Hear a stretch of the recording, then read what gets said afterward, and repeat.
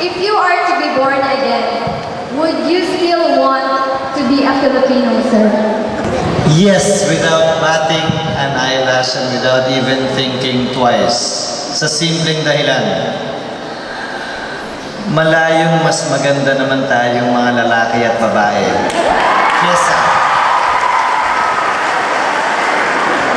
kesa sa ibang lahi.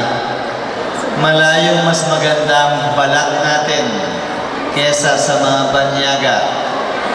Mas matangkad nga sila, mas matigas naman ang mga muscle natin.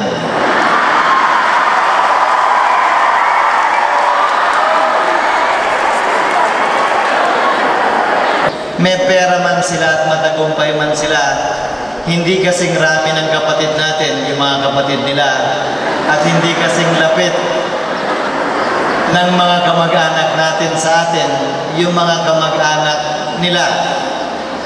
Tayo lang ang lahi sa buong mundo na pag napapahiya, tumatawa at hindi nagagalit.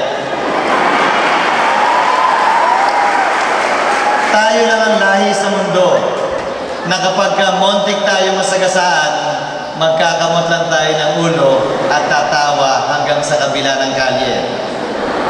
Tayo lang ang lahi sa mundo na tinatawag yung kaibigan kakilala, maski na hindi natin kakilala, gamit ang isang salita.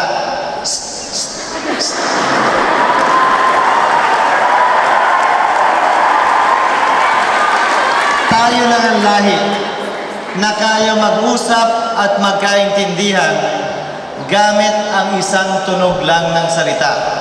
Ba. Pag nagkita kayo sa elevator, sasabihin sa iyo ng isa, bababa ba? Bababa. Wala ibang salitang alam na kayang magkaintindihan ng dalawa nang ganoon lamang kaikli ang ginagamit na